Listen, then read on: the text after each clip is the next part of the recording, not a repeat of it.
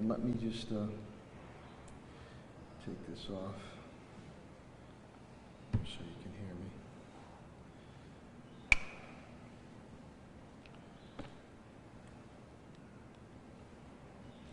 The uptick continues.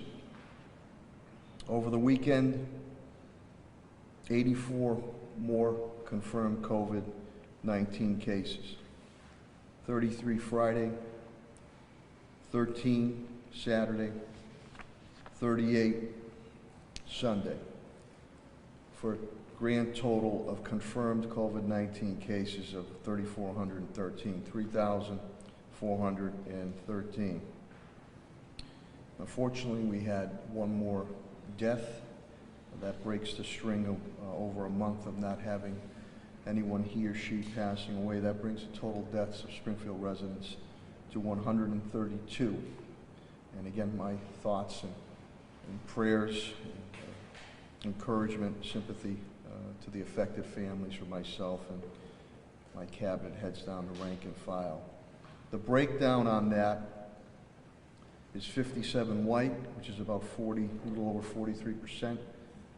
Black, 31, which is almost 23.5%. Hispanic is 42 now at 31.8%. Asian holds at 2, which is 1.5%. The deaths have occurred, 57 have occurred in long-term care facilities, and now residential is up to 75. I want to thank Governor Baker and DPH, Secretary Sutter, who reached out to my administration, and Commissioner Helen, Carlton Harris, my Chief of Staff Tom Ash, and CAFO TJ Plant were on that call. They reached out to us for any assistance that we might need with this current uptick. Senior citizens meals deliveries continue. I also want to thank Governor Baker for the Stop the Spread. We're continuing to do that, and AMR is here, and the new communications manager, John Karen, is here. John, thank you, representing Patrick Leonardo on that. And they've done well over 5,000 tests. Busiest weekend. Commissioner Helen Carlton Harris will elaborate on that. Over 900 tested this past weekend. Here's the glaring example of why this has to be taken seriously. And again, I was so proud, continue to be proud, but the residents and business community, that we were a green community, so we know what to do. But Commissioner Helen Carlton Harris will get into this more. This is not a pandemic or virus that is just affecting middle-aged and senior citizens. The numbers are now showing 191 cases on this uptick that we're experiencing now, that 54.5%, 104, are under the age of 30 years old. Under the age of 30 years old. You are not following protocols. 55, or 28.6%, between the ages of 31 and 50, are not following the protocols. Clusters are occurring in homes, and Commissioner Helen Carlton Harris will indicate to you that we're starting to see kids that are picking up COVID-19 being in these homes. With that, we have to stay in phase 3, part 1, until we get back out of this red zone. So that is applicable to any and all. And, you know, even to take this even more seriously, the President and First Lady, which we wish them good health, speedy recovery, encouragement, and Cam Newton, our New England Patriots quarterback, and all others. I don't want to see anybody with this COVID-19 virus. But those individuals have all the proper protocol, all the proper assistance you can imagine, and they still caught it. So that says again to our young people, to everyone, please, we have to and we will knock down this uptick. We're going into flu season now, but you saw the percentages, and Commissioner Helen Carlton Harris will go more into that. This is just not affecting senior citizens and middle-aged people. This is not just affecting nursing homes now or long-term care facilities. We are seeing an increased, strong uptick in our residential areas, and Commissioner Helen Carlton Harris will go more into that. Dr. Robert Roos, the Chief Medical Officer of Mercy Medical Center, is unable to be here. I'll be reading a statement. And Dr. Mark Kerouac, the President and CEO of Bay State Health Systems, is unable to be here, but Dr. Sarah Hessler is here, and we appreciate that. She's going to be doing an update on that. Some brief, quick updates. We had a Zoom meeting with Congressman Neal, Chairman Neal Ritchie, with my cabinet heads. He gave us the update late last week on the federal stimulus and also our needs and what we're looking for. We appreciate that, Congressman, for your continued efforts.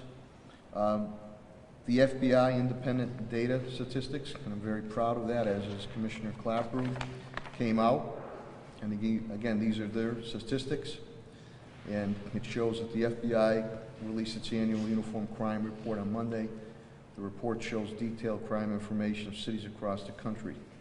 In the past 10 years, this is during the Sarno administration, Part 1 crimes have decreased by 44%. City of Springfield violent crime has decreased by 27%. From 2018 to 19, violent crime has decreased by 9%. Overall crime is down 4%. Nationally, crime is down approximately 1% from 2018 to 2019. And some specific stats, I know Commissioner Clapper will speak more about it. 2018-2019 overall crime, 4% decrease. 2018 to 2019, violent crime, 9% decrease. 2018 to 2019, property crimes decreased by 2%. 2010 to 2019, overall crime is decreased by 27% here in the city of Springfield. 2010 to 2019, violent crime in the city of Springfield has decreased by 44%. 2010 to 2019, property crime in the city of Springfield has decreased by 47%. So to you, Commissioner Clapper, and our brave and dedicated men and women in blue, I appreciate your efforts and the efforts of our residents and our business community very much so. We also, very proud for me, Italian Heritage Month, and Friday in the rain we raised the Italian flag at City Hall. The Italian Cultural Center of Western Mass representatives and local residents were there, and co-presidents Charlie Becker and Marcia Capuano. We appreciate that.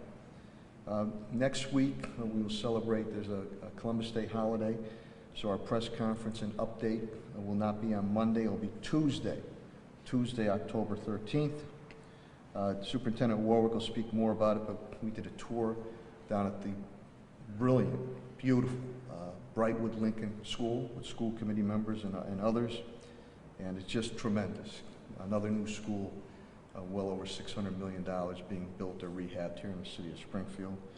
I was in the Mason Square area late last week, and I noticed that the bricks were still, as Billy Baker told me, the bricks were still wet. They put up the new sign for the Mason Square Apartments, the old Mason Square Fire Station. What a tremendous job that Gordon Pulsifer and First Resource has done with the old Indian Motorcycle Building. My administration worked very, very hard in negotiating that with Governor Baker and his administration. A much talked about project for many, many years, 20, 30 years, has come to fruition with workforce housing, and I'm very happy about that. Quick update on the police with Commissioner Clapper. She's down 2 in COVID, 1 officer, 1 civilian. We were ready to start another academy of recruits, 34, and in the abundance of caution, we've had to delay that class for a week. There was about 7 recruits that were running temperatures, and they're going to be AMR, we appreciate. We're testing immediately, and quarantines will go into place, and we'll reassess for next week. That was the right thing to do. Commissioner Clapper, until we do get back into our schools when they're safe and sound, with our buildings for our students, teachers, and administrators, the Quebec officers are on the streets. So that's very, very helpful, and we appreciate that. They've been transferred to on the streets. Bob Kirshner continues with Pat Sullivan, Helen Carlton Harris, Superintendent Warwick, on reviewing of our school buildings, and that will continue. Commissioner Calvi from Fire indicates to me that nobody's down in COVID. That's fantastic.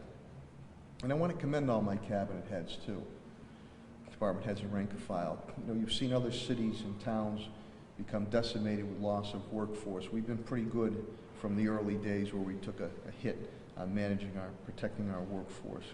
They had a quiet weekend in fire, which is very good to hear. Superintendent Warwick indicates to me we have now served 3,306,042 meals to our students and families since the start of this pandemic. That is breakfast, lunch, dinner, and snacks. 95,816 went out this weekend. We continue, Pat Sullivan, Helen, Superintendent Warwick, the reviews of our school buildings, industrial hygienist Bob Kirshner. The attendance rate, because we're running a full school now, structure, rating, and attendance. Superintendent indicates to me 92% attendance rate on our remote learning. Preschool started last week. iPads are going out. The helpline is in service. Pat Sullivan, my Director of Facilities and Parks, indicates, again, they continue to review all the buildings. Industrial hygienist Bob Kirshner. They're starting to look at winter protocols. Pat will speak more of that, on how we utilize our buildings and how people can enter our buildings. Pat, and again, I can't thank the MSBA enough, and I can't thank our city side too. $4.5 million in school repairs have been completed over the summer. 1.5 of that working with Eversource on electrical improvements, electricity improvements. So that's outstanding. DPW, Chris Signoli, and I saw you guys early this morning getting rid of the recyclables out in the back of City Hall, and gave them a fist bump. Thank you, appreciate that. Nobody down in COVID, which is good. We seem to be jinxed. As soon as we repair traffic controls, accidents take them down again. So a couple of major intersections, I know at St. Michael's Cemetery, I was there for a funeral this weekend, is down once again after it's been fixed. So DPW is working on that, and we have temporary measures for vehicular and pedestrian traffic and police if needed. Finances. My CAFO, TJ Plan, indicates to me, and first of all, I want to congratulate TJ and our finance division. This is the 13th year in a row finance and administration have received the Independent Government Budget Finance Award. 13 years in a row, so congratulations on that. Lost revenue for FY21, we've lost $887,000. Since this pandemic has started, we're down 8.5 in deficit. $5 million deficit currently now because we continue to write off on grants, FEMA, and reimbursement. Again, I will continue to go after every dime I get my hands on for the residents and business community of Springfield, as we have done with past natural and man-made disasters. One interesting thing, on a side note, that TJ indicated to me, which is not good, we're down about 23% on our meal taxes, about $129,000. But if you project that out throughout the whole year, you're talking about a $62.5 million hit pertaining to our restaurants on sales going in. So we're going to try to continue to work with our restaurants. Economic Development, Chief Development Officer Tim Sheehan indicates to me that we are also, as we thought, but it's coming at a quicker pace, seeing an uptick. We put $2 million aside to help our residents with rents, utilities, and mortgages. They already have gone through 25% of that $2 million, with the Wayfinders being my conduit at liaison. So we're keeping a track of that. HUD is okay, that $1.7 million for continued business assistance and workforce development, and the business assistance will continue. On the HR labor front, Ed Pakula gave his Status quo update. Bill Mahoney indicates to me that the unemployment rate, I don't have it for Springfield yet or Massachusetts, but the unemployment rate for the United States of America has moved down from 8.4 to 7.9. He does indicate to me, and Helen will go into this, that 6 more states have fell off the okay list. 6 more states, and Helen will go into that. With that, let me read a brief statement from Dr. Roos, who sends his regrets, and then I'm going to bring up Dr. Sarah Hessler from Bay State to give the Bay State update. And you know, we continue to work very closely with our hospitals in case something gets out of control, and the hospitals will be able to handle that spike.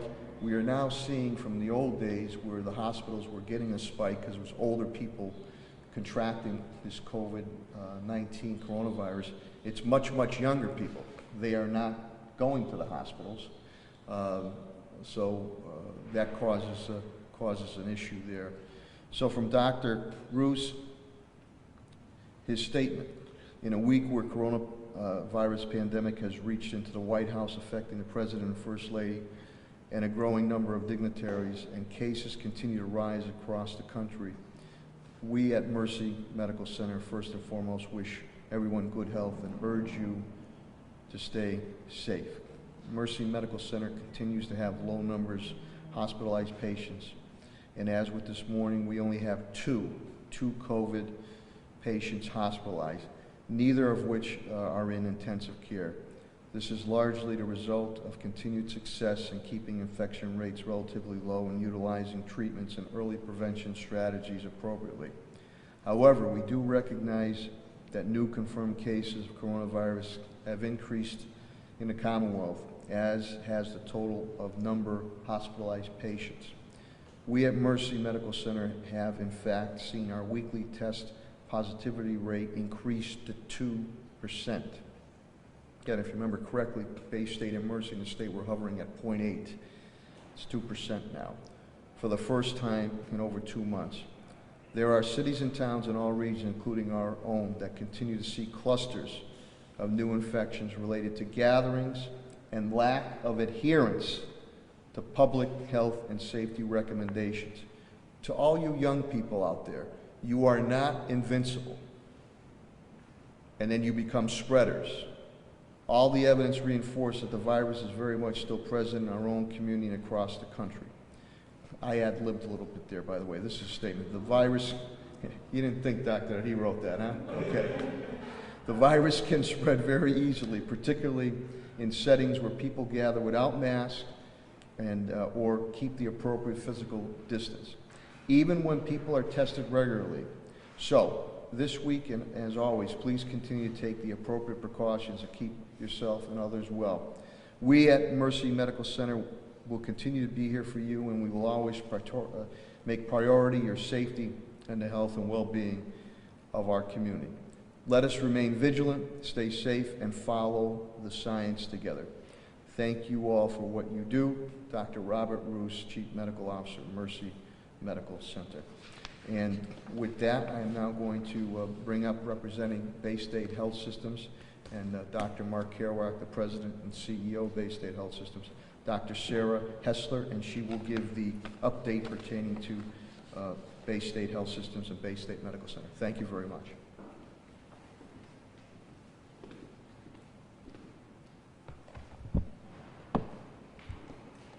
Great. I'm also going to remove my mask here.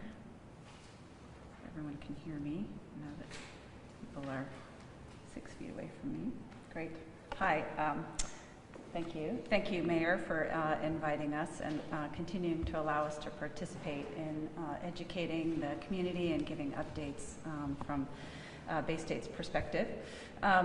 So I actually do plan to address what's been going on nationally, but first I just wanted to start with what's happening and what we're seeing at Bay State.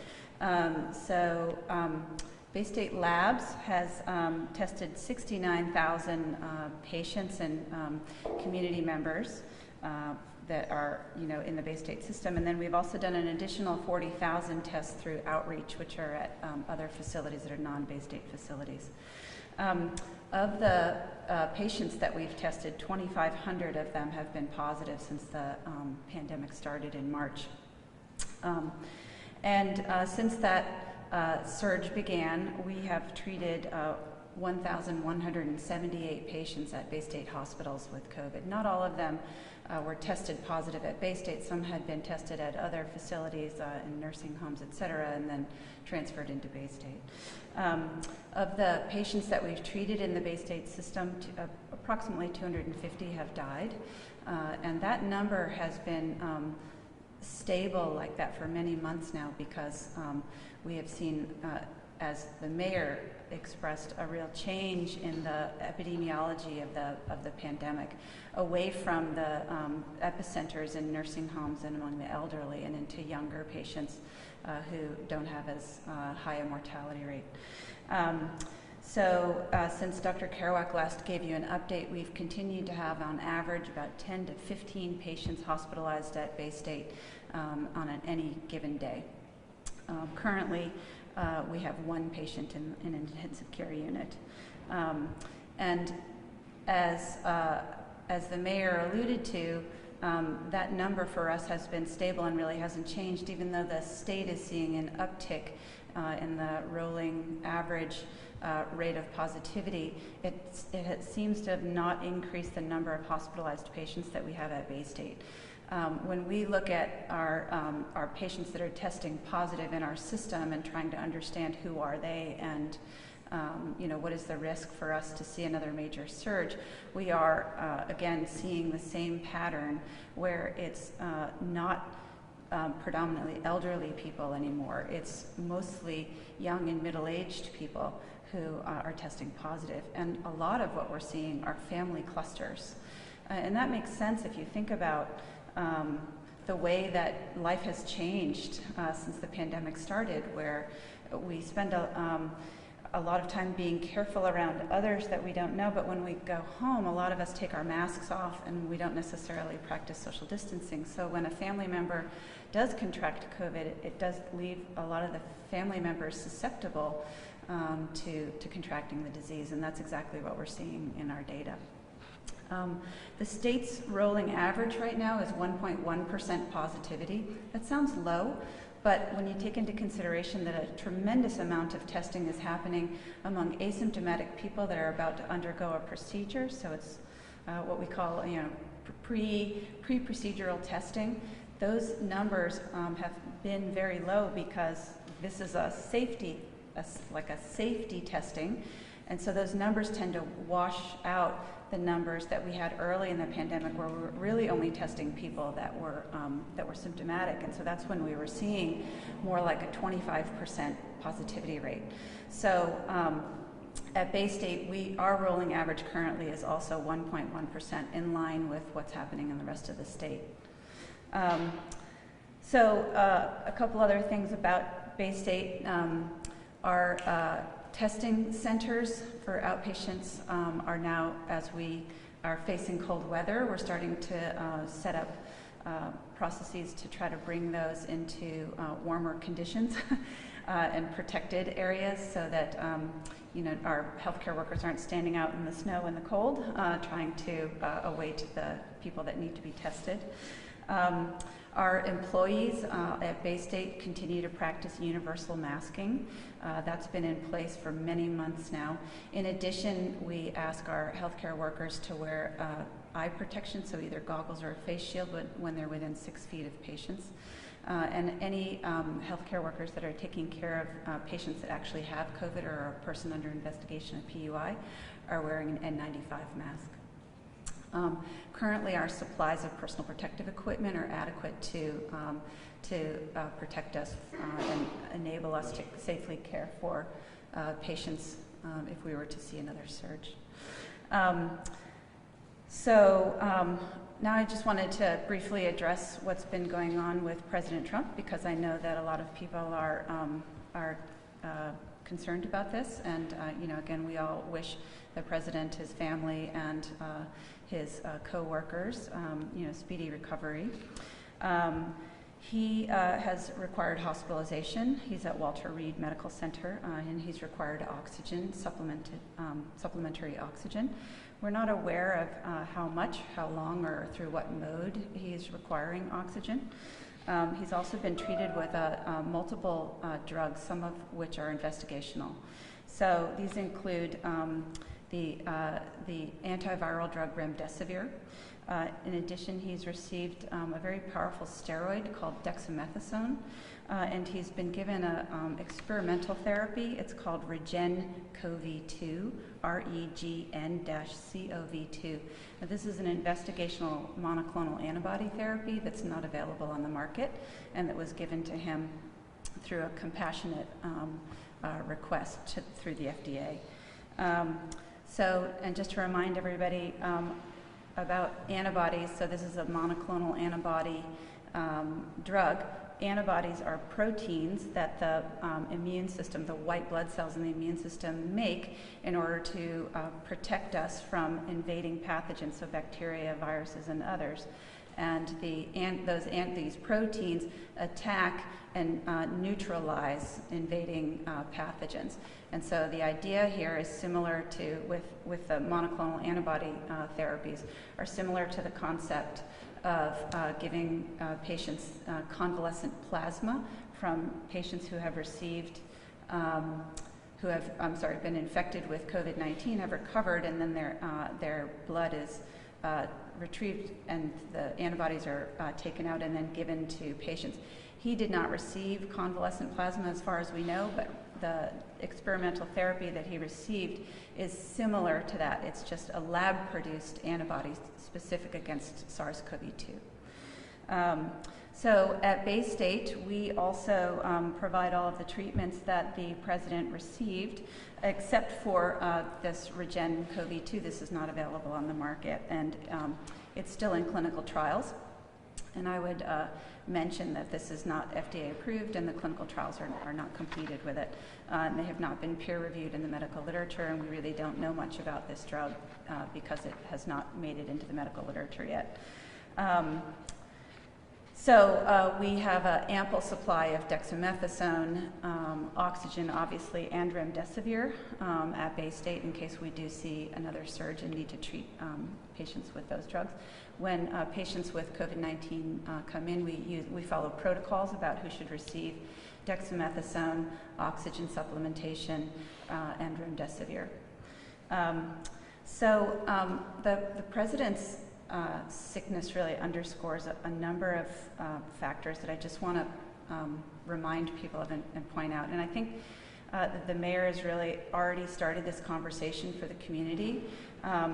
But I want to remind everyone that the control of this pandemic is really a multi-pronged approach. And so those prongs include social distancing. We're all sitting 6 feet apart in this room. Mask wearing. We're all wearing masks. Hand hygiene, right? So washing your hands with soap and water or using alcohol hand rub.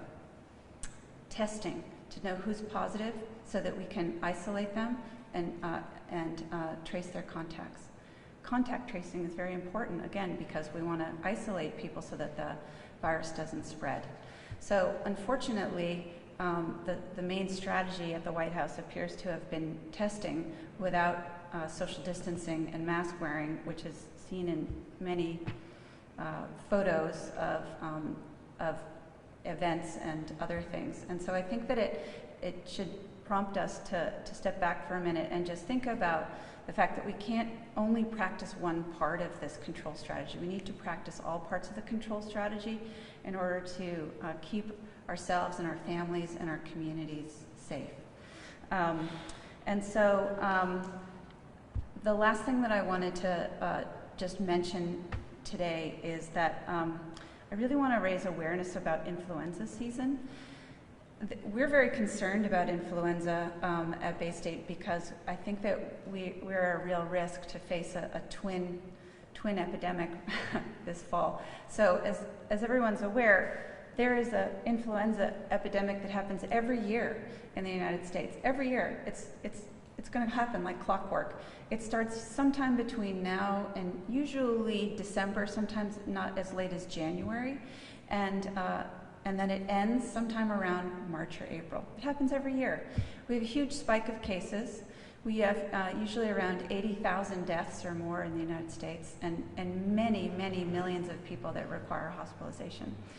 So the strategies to prevent the spread of influenza, many of them are the same things that we're already doing to protect ourselves against COVID-19. So those include social distancing, mask wearing, hand hygiene, right? So we already know how to prevent a big epidemic, but there's one other tool that we actually do have in our toolbox for influenza that we don't have for COVID-19 yet, and that's the influenza vaccination. So that has become widely available now. It's time to get your flu shot. It's the best protection that we have, even if you feel like you're young and healthy and you don't need to get it. The whole idea here, I think, as we've learned from the COVID-19 pandemic, is that protecting ourselves is also protecting our community and our families. So even if you feel like you don't necessarily need one for yourself, you definitely need it in order to protect the community. The more that everybody gets a flu vaccine, the lower the risk in the community and the more protection we can offer to our family members and those that are vulnerable within our communities. So with that, I'm happy to take any questions if you feel I have time. I'll take any questions that the media might have. Yeah. One of the things that has become very apparent in the course of going on with the president is this question of testing relative to exposure. Like it did not seem nearly clear enough until this happened that you were testing negative even several days later. It was the same thing as actually being in the clear, because the impression was that if you're pre-symptomatic or asymptomatic or whatever, but you're shedding the virus, you must therefore have enough going out there that you could possibly test positive on a test. So I don't know if you want to speak a little bit about how these timelines really work, because that's been really confusing over the last week. Sure, and that's a great question.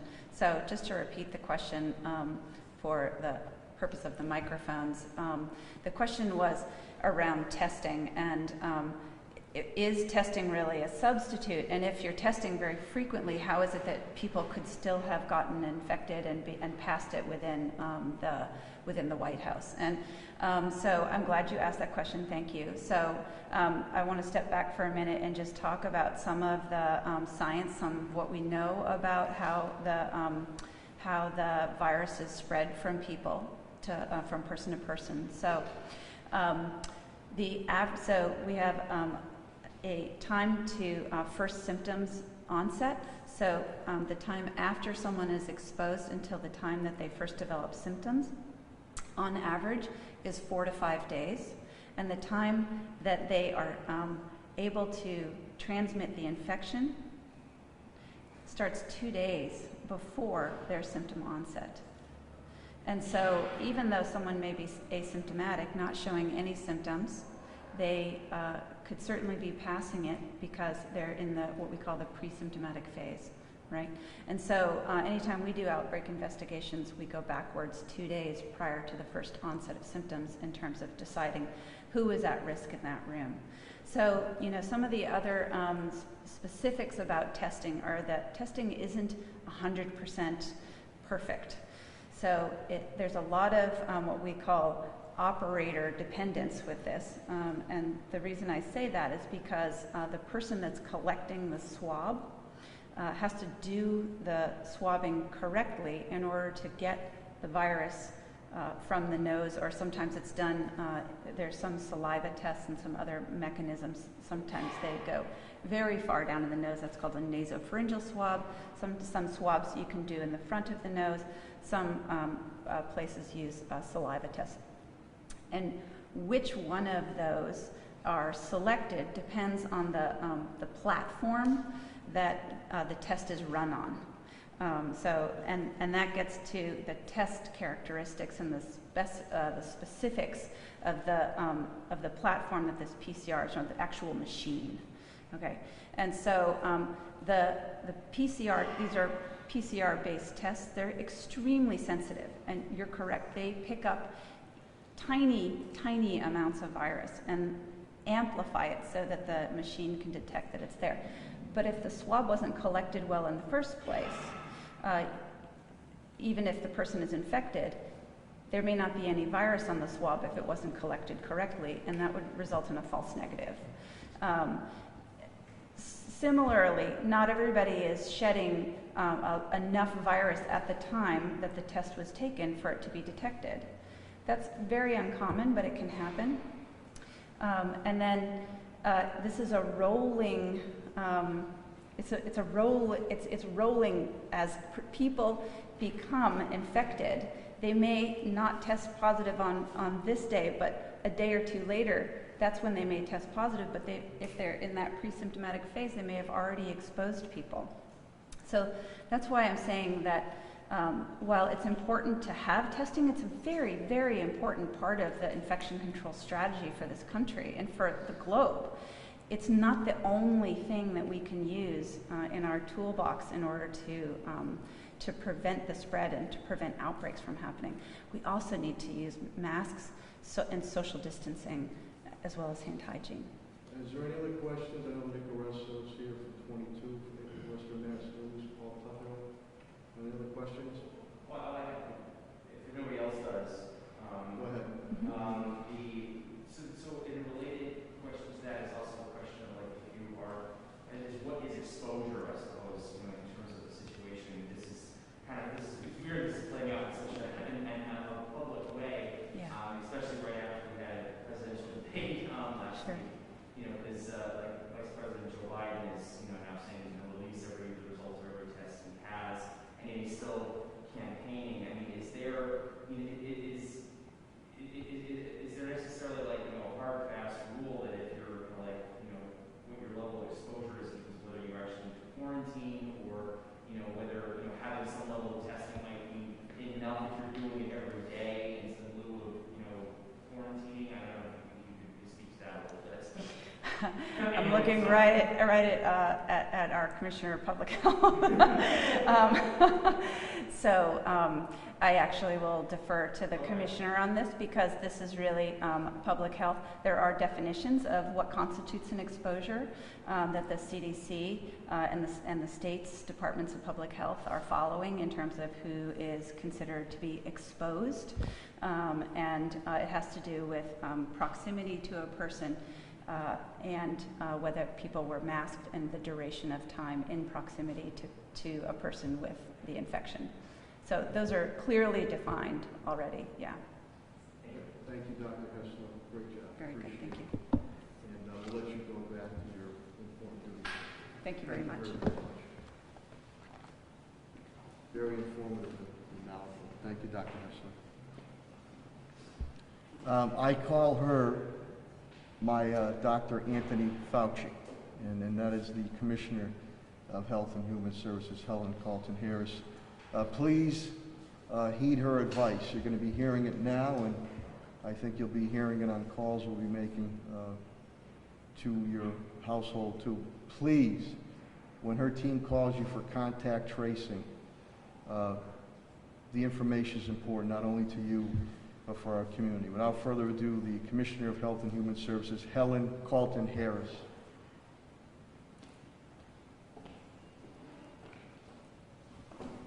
Thank you, Mayor, and again for your leadership. Very appreciative. First of all, let me start by saying today is Breast Cancer Awareness Day. We celebrate breast cancer awareness throughout the month of October, but this day is designated as the Awareness Day. So I want to start by saying to all of the individuals who are breast cancer survivors, we are thinking of you throughout the month, and thank you for who you are and the strength that you've shown. Also, it is our time to make sure those of us who need to have mammograms are doing that. It is my understanding that mammograms have been put off because of COVID. Women are not having them as frequently as we should because we have been particularly staying away from hospitals. I would ask that the hospitals are safe. Bay State and Mercy have both told us that they are receiving patients. So please have your mammogram and make sure that you are contributing to Rays of Hope as well. And any other venue that you choose to support breast cancer awareness. This has been a week where we have seen 166 cases of COVID-19 positive. You will remember last week it was 124. And so we are seeing the cases in the city of Springfield increase. The mayor spoke about 104 cases. I analyzed 201 cases, and I analyzed 206 cases and looked at 191 of them because some of the cases did not have complete data. And so an analysis of 191 cases, the mayor said and told you 104 or 54.5 are under the age of 30. 55 or 28.6 are between the ages of 31 and 50. And then 32 or 16.7% are over the age of 51. Of that 32, 17 or 8.9% are 60 and over. 15 or 7.8% are between the ages of 51 and 59. So I want to back up to that 17 or 8.9% that are over the age of 60. That tells us that individuals over the age of 60 are taking the necessary precautions. You are taking this virus seriously. Individuals under the age of 50, particularly under the age of 30, have become the highest risk group for COVID-19 in the city of Springfield. As was mentioned, that is a shift.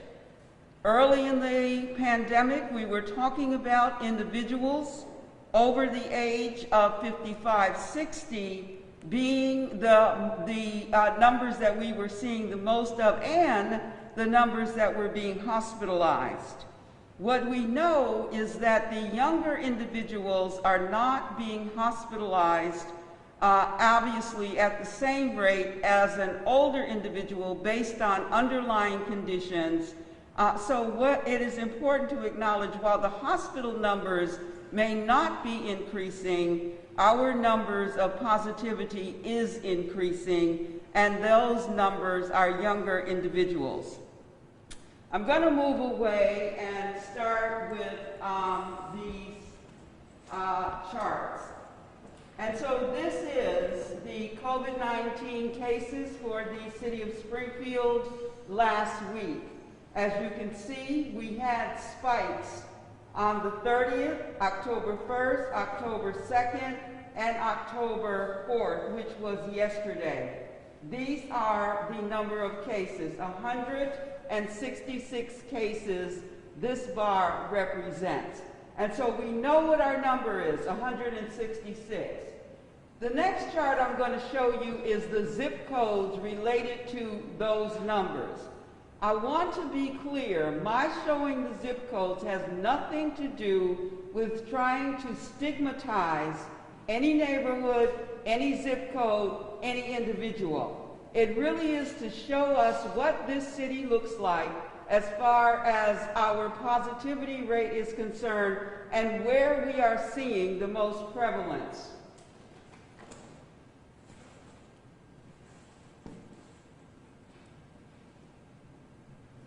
And so these are the zip codes that we are, that I am reporting on.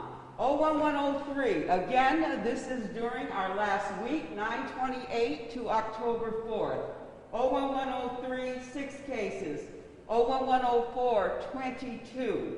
01105, 24. 01107, 10. Now what's important about 01107 is that when I told you last week, they were one of the zip codes that we were very concerned about as far as the prevalence of the numbers were concerned.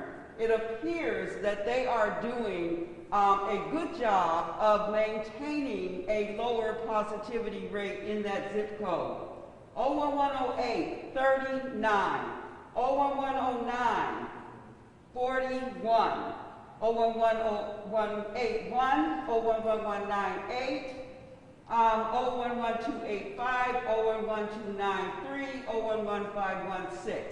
And so what I'm telling you at this point is where the hot spots are in the city of Springfield. If you look at these numbers, it's very easy to discern where those hot spots are. Again, this is not to call out any zip code, but to say that these are the numbers that we are seeing. Now remember what I'm saying is that the numbers, the 166, the numbers that we talked about, are in younger individuals.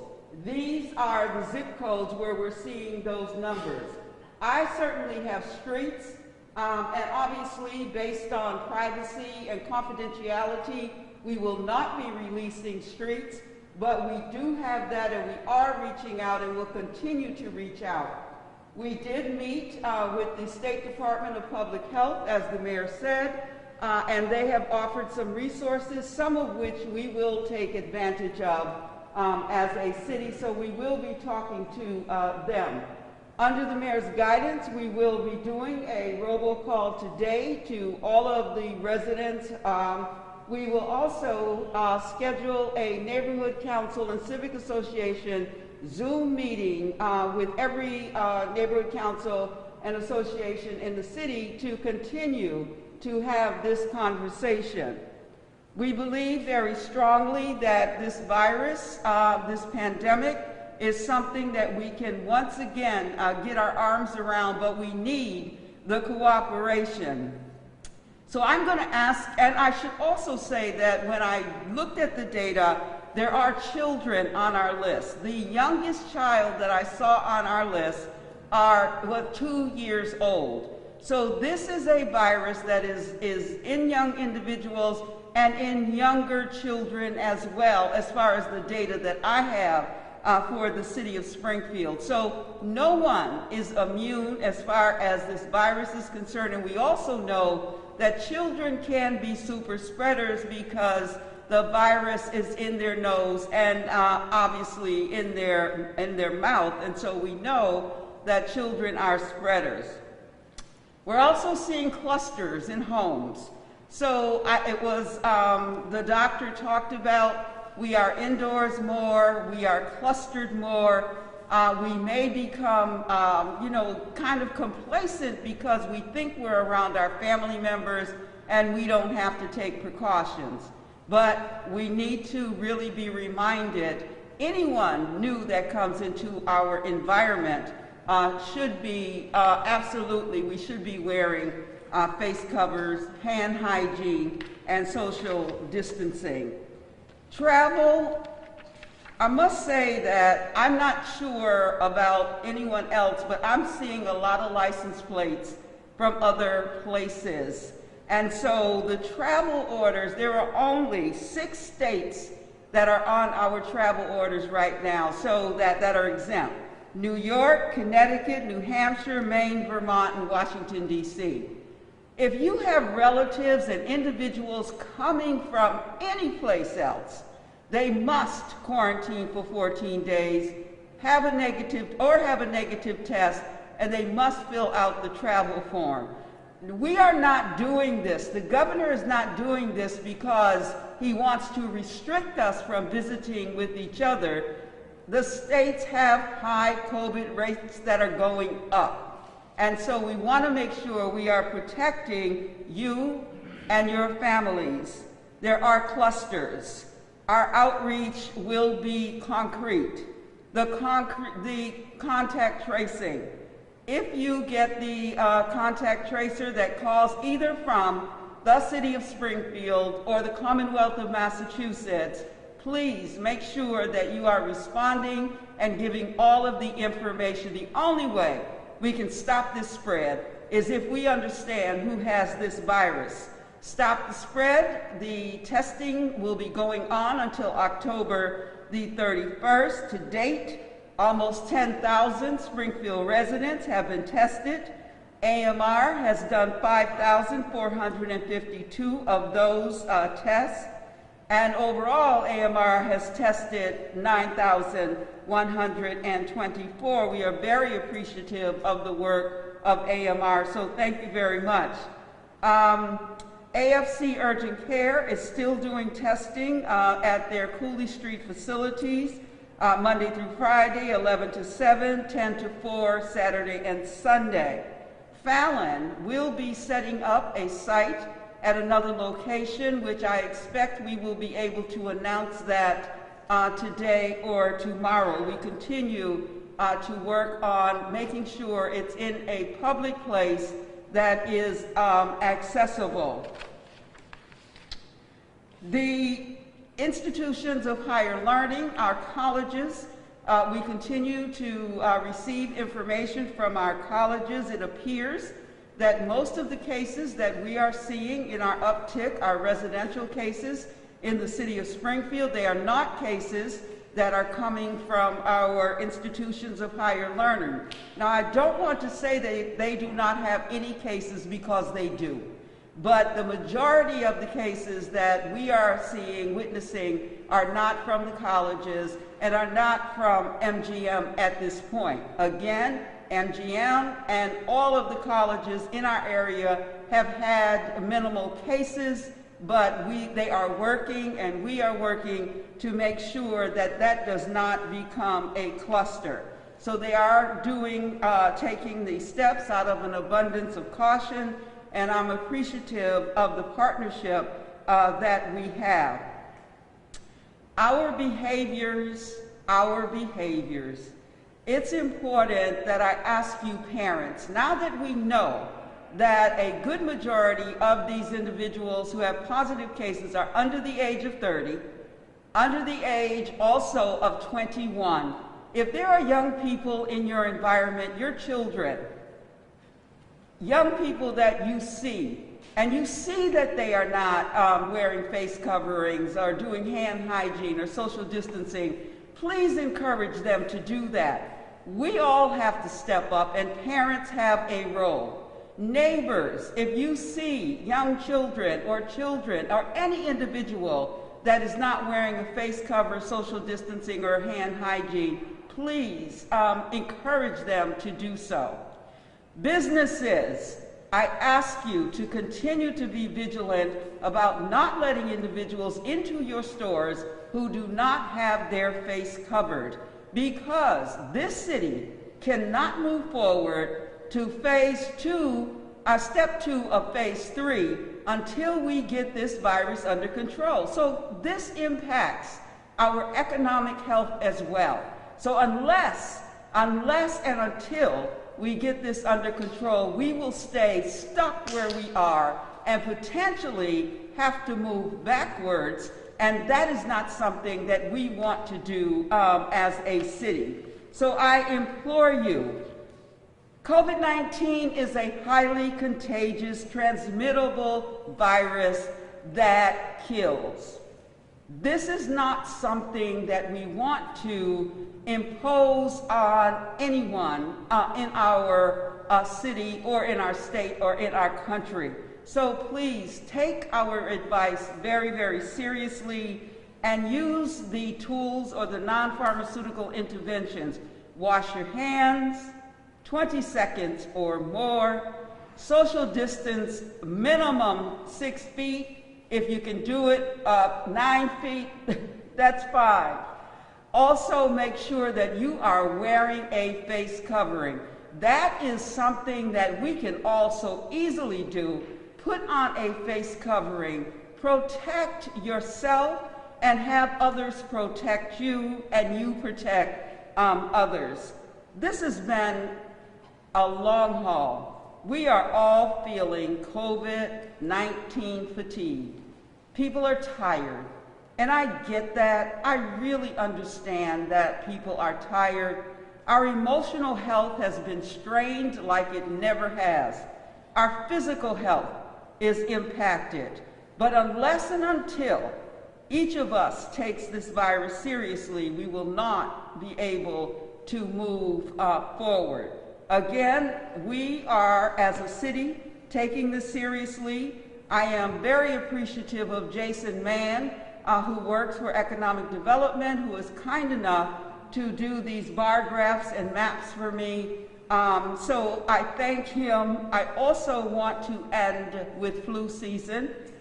Flu season is upon us. If you can get your flu shot, do that. I'd like you to do it by the end of October. It takes 2 weeks. So when you get a flu shot, it's not effective immediately. It takes potentially 2 weeks for the antibodies to build up so that you are covered as far as immunity is concerned. So I'm asking you, please go and get your flu shot, particularly individuals with chronic conditions, individuals with underlying conditions, asthma, diabetes, cardiovascular disease, get your flu shot. We're asking individuals 6 months and older, get your flu shot.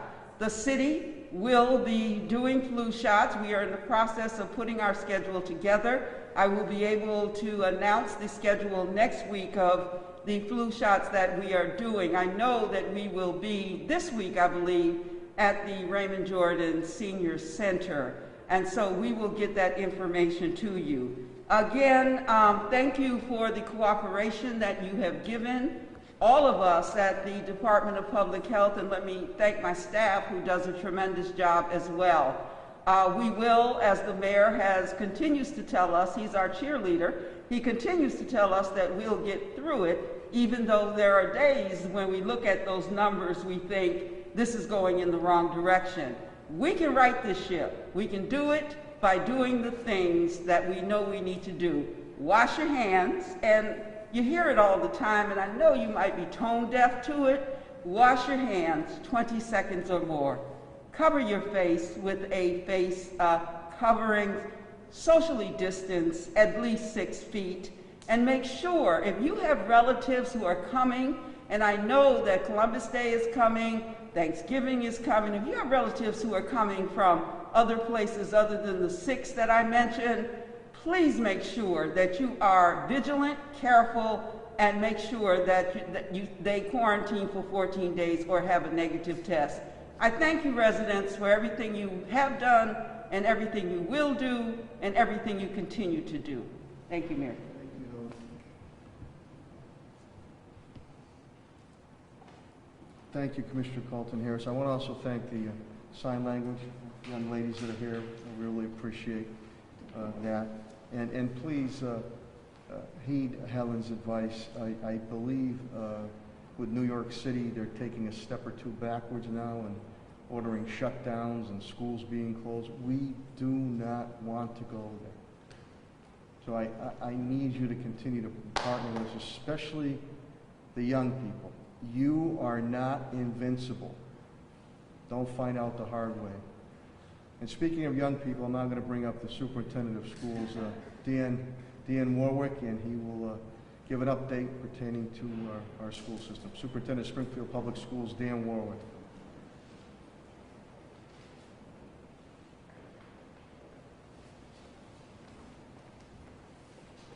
Thank you, Mayor. Morning, everyone. As of this weekend, as the mayor said earlier, we've provided 3,306,042 meals to families across the city since we closed down in March. Just this weekend alone, 95,816 meals. Again, we have 18 sites open Monday, Wednesday, and Friday from 2 to 6.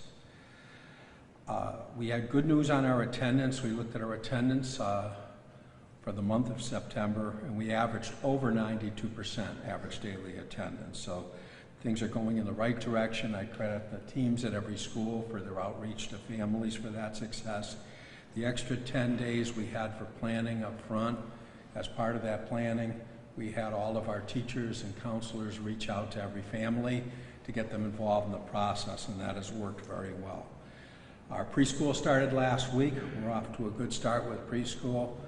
And due to the mayor's support and a grant we received, we've been able to buy iPads for all the preschoolers, and we're going to be arranging a distribution of those iPads within the next week. We'll be in touch with those families. We started a helpline to reach for families to reach out to when they have an issue with technology, and that is working very well and getting a tremendous response.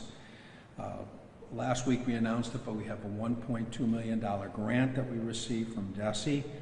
Again, we used it to purchase iPads, laptops, and we're providing Comcast Essentials for many of our families. So the connectivity issues, we're resolving those as well.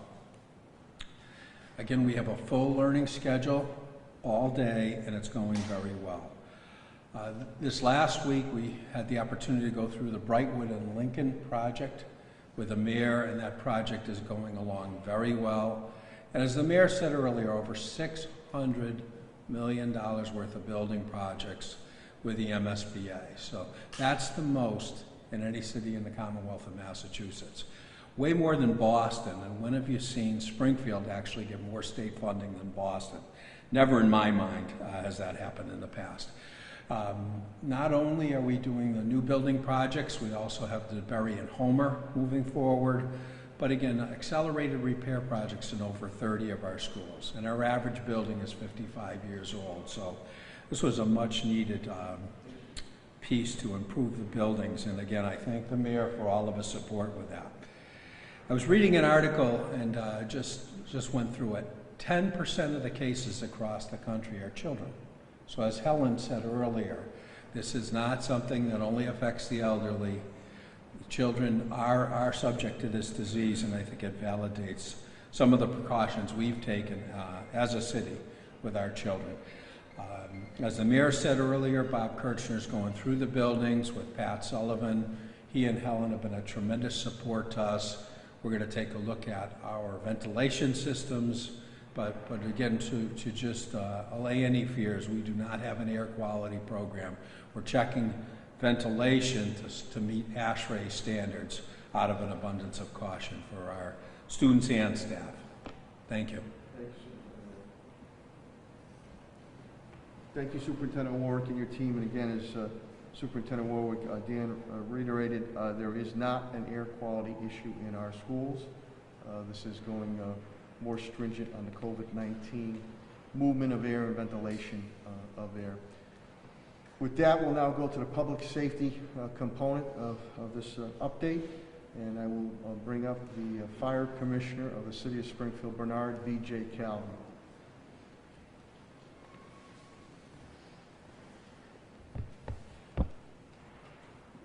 Good morning, everybody. Thank you, Mayor.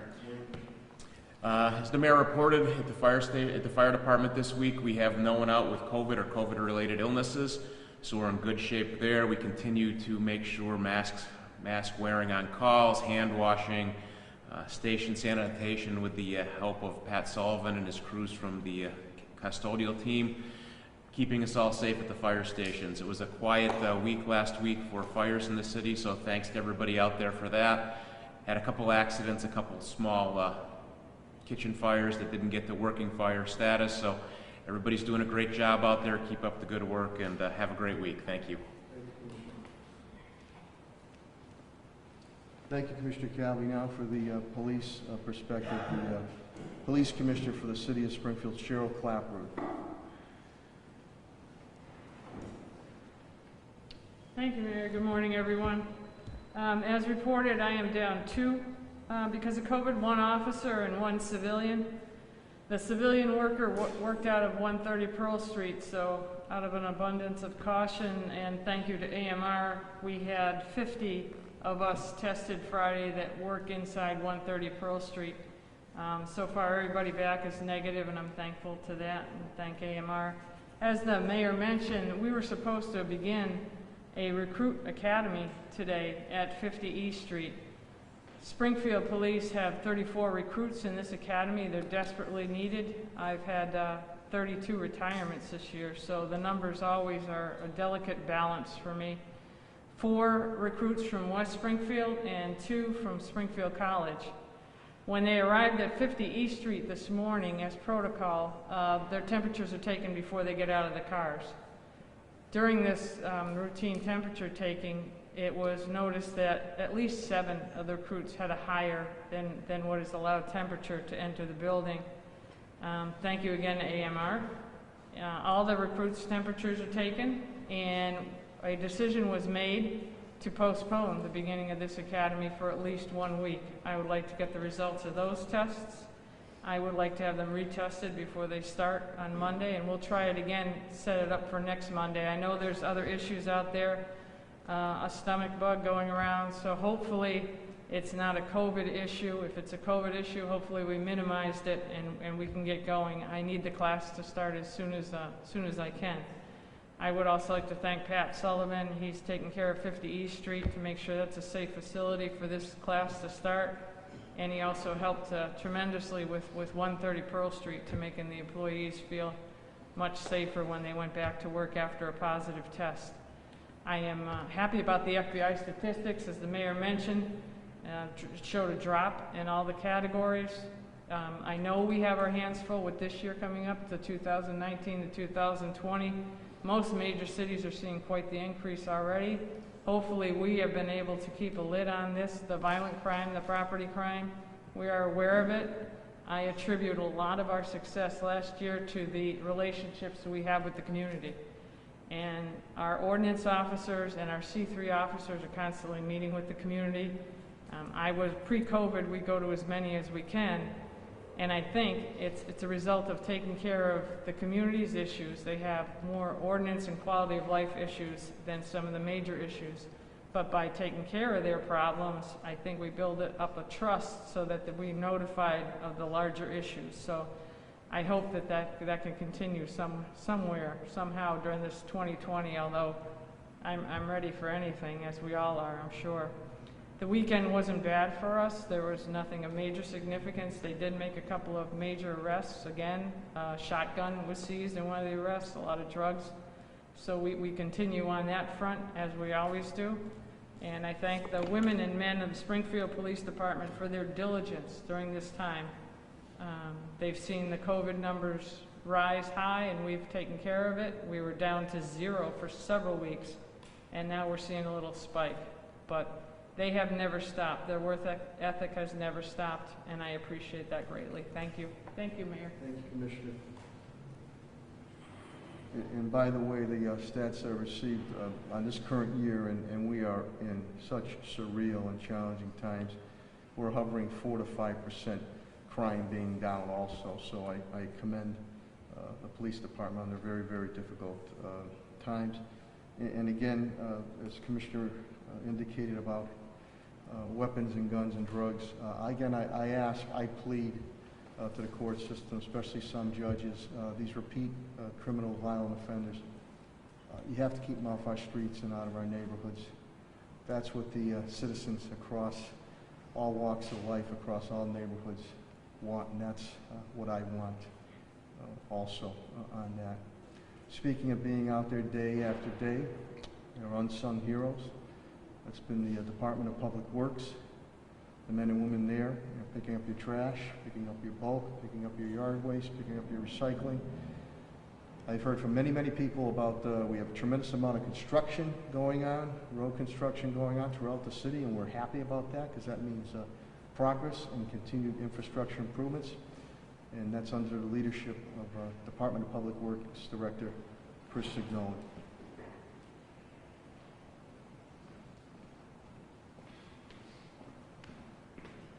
Thank you very much, Mayor. With regard to DPW, we are at full staff. We have no employees out. As the Mayor mentioned before, over the past 7 to 10 days, we've had 3 major accidents which have completely destroyed traffic controllers in the city. Walmart and Boston Road, State Street, and Berkshire Avenue, and Pine and Central. These are accidents where the controllers are completely damaged, so they have to be rebuilt from scratch. Those usually take anywhere from a week to 10 days to do when we're doing 1, but when we're doing 3, it's going to take a little bit longer. There has been an increase in traffic accidents and throughout the city that I know we've had to work with the police department on. With regard to DPW, as I mentioned last week, we have about 14 openings in the department, so if people are interested, we're looking for basically every type of individual in our department, so we would like to have people very much apply for those. Those are all on the city's websites. And we are getting ready to enter into the winter season for those people who are interested in plowing for the city. Our advertisement is out, and we increased our fees associated with plows, especially the bigger ones in the city. And as the mayor mentioned, we also have a significant amount of construction going on, which will start to wind down over the next few weeks. And the other item, we had a meeting in the mayor's office last week with Eversource and Columbia Gas to discuss with them the turnover from Columbia Gas to Eversource, which will be happening over the next month, and how that's going to be impacting the city and our residents. And we look forward to that turnover, and as far as getting a lot of their work done as well. With that, that is it from the DPW. Thank you. Thank you. Thank you, Director Signoli, and again, thank you. We did meet with Eversource as they transition to take over Columbia Gas, because we want to make sure that the residents and the business community get the service that they deserve. And that was a key meeting, and we've had good working relationships, and we want to continue that for our residents and our business community. Now, I call Helen, my Dr. Anthony Fauci, I call this next gentleman the Wizard of Oz. That's the Director of Parks and Facilities, Pat Sullivan, who always finds a way to get things done in multiple facets and working with all cabinet heads here. So without further ado, the Director of Parks and Facilities Management, Pat Sullivan.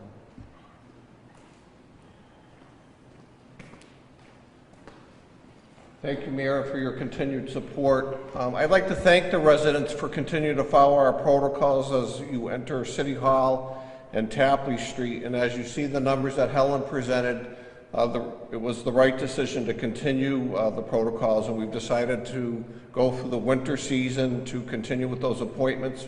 We know it's probably an added step. It's causes maybe some difficulty for you, but it's very important that we follow these protocols, and it's really common sense at this point. We've seen what's happened across the country with the president. When you don't safe social distance, you don't wear a mask, you're going to catch this disease, and we don't want that to happen to anyone. We're continuing to follow best practices for our buildings. We're going to be meeting with finance on Wednesday to try to match up some additional materials to grants that might be available, so we'll have more updates on that next week. We've completed $4.5 million in school repairs, and as the mayor indicated, about over $1 million was with our partnership with Eversource and lighting. So even though everyone's not in the buildings, we continue to maintain our building stock, and we will be ready when that decision is to move forward. We hope in about 2 weeks that information will be made known. Park projects, we will be starting Ruth Elizabeth, Emily Bill. I got to congratulate Chris on that Central Street project. It's a new day for Ruth Elizabeth. When you see the road being cut in, it'll have new sidewalks approaching that park, and it's going to be really a beautiful project when the road and the park are completed. And I want to also thank Tim Sheehan and the mayor. They provided the funds to match the Nancy Lieberman Court Foundation. So in about a week or two, we'll be starting a new court at Calhoun Park. So Mayor, thank you. Thank you, Director Sullivan. As I always say before I bring up this gentleman, Springfield's in the business of doing business, and I appreciate all the efforts being put forth by Chief Development Officer Tim Sheehan and his team as we continue to work through triage of our businesses to help them stabilize and prepare them once we defeat this COVID-19 coronavirus pandemic to lurch forward in a quick fashion. So without further ado, the Chief Development Officer of the City of Springfield, Tim Sheehan.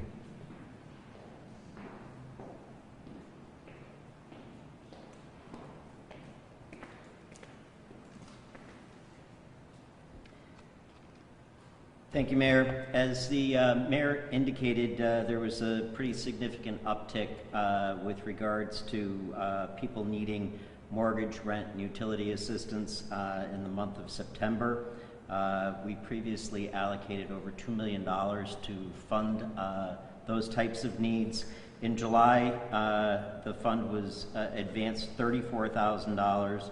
In August, $145,000, and in September, it advanced $334,000.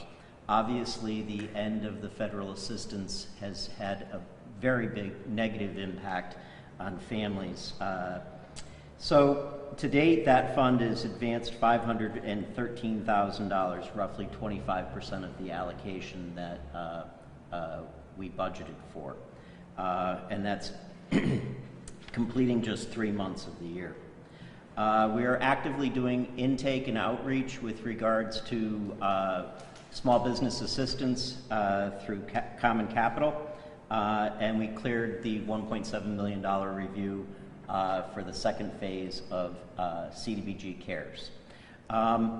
Just as a follow-up, I can't quite understand how anyone can question that there's a need for additional federal economic assistance to combat the fallout in so many ways with regards to the COVID virus, and the further delay of that assistance is only going to negatively impact businesses and families. Thank you, Mayor. Thank you, Director Sheehan. I appreciate my HR Labor Director, Bill Mahoney's here. He gave a status quo update, as did City Solicitor Ed Bakula, and Finance, which you've already heard too, CAFO TJ Plant. So I believe we've given our update. With that, I'll open it up to questions or comments of cabinet heads or myself from go ahead, Paul.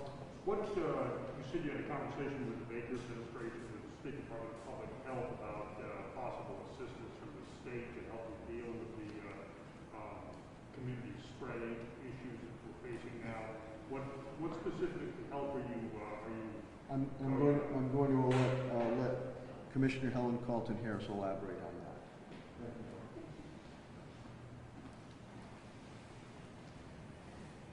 Yes, on a call on Friday with Associate Commissioners Jenna Ferguson, what they offered was the ability to do personalized PSAs.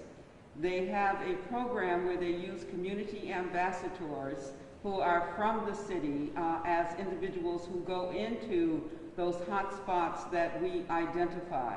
They offered materials in as many languages as we needed, and they offered the ability for us to work closely with the Division of Labor Standards. As you know, they are here in the city of Springfield, making sure our businesses are in compliance, and they are also have a team that will come to the city just to make sure that our restaurants, businesses are compliant. So that's the kind of assistance that they've offered. We are considering two strategies to take them up on. One will be targeted PSAs, where we may ask the mayor or other trusted community individuals to do PSAs. We will also make sure that we're taking them up on the ability to have individuals in our community be those ambassadors in their neighborhoods who are paid stipends to be able to do outreach. Again, as I said to them, this is going to be something that we want to be mindful and careful of because of COVID-19. The last thing we want to do is send individuals into harm's way who potentially could contract the virus or spread the virus. So we're going to be very thoughtful about those, but those are the two strategies I see us employing. You mentioned that you're utilizing a robocall. What's it going to say? The mayor and I will do a robocall very shortly. The robocall, I anticipate, will just remind individuals that we are in a pandemic, and those strategies that they need to use, or those tools or those interventions that they need to use in order to stop the spread. So I just anticipate we want to reach out to let the community know that we are thinking of them, encouraging them, and reminding them what's necessary. And this is going to be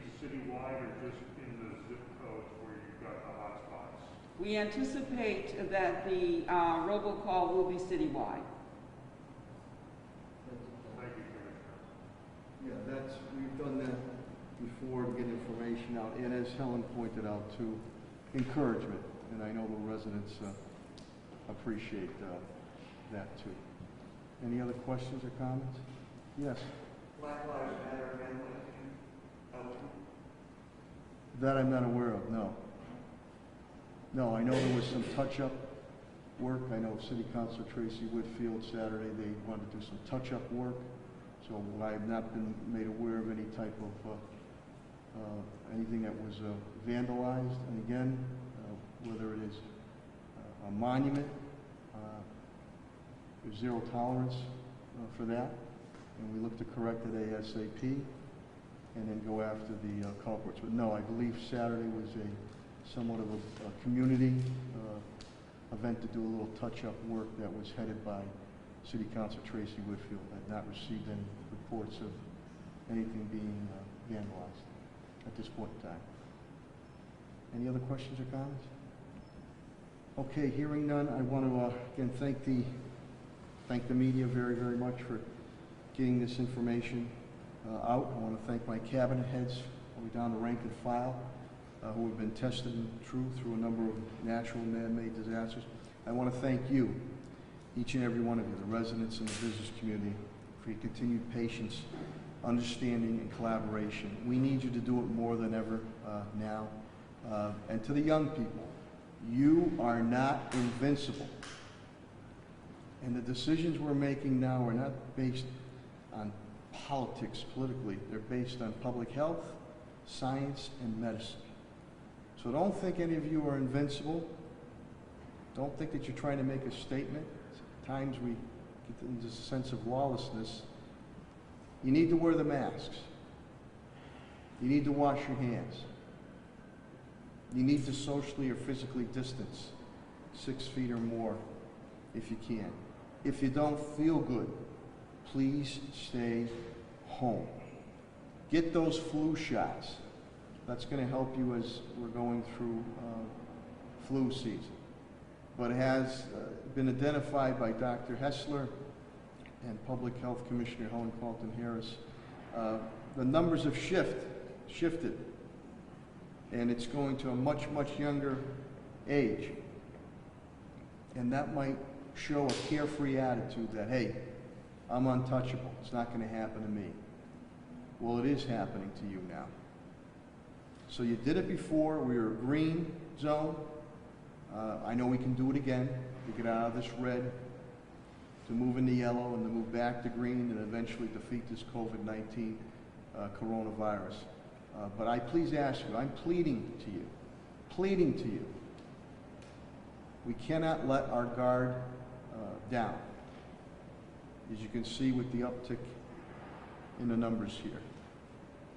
So please adhere to the advice we've given to you, that you hear through the media, and what Helen and I will be getting out very, very shortly.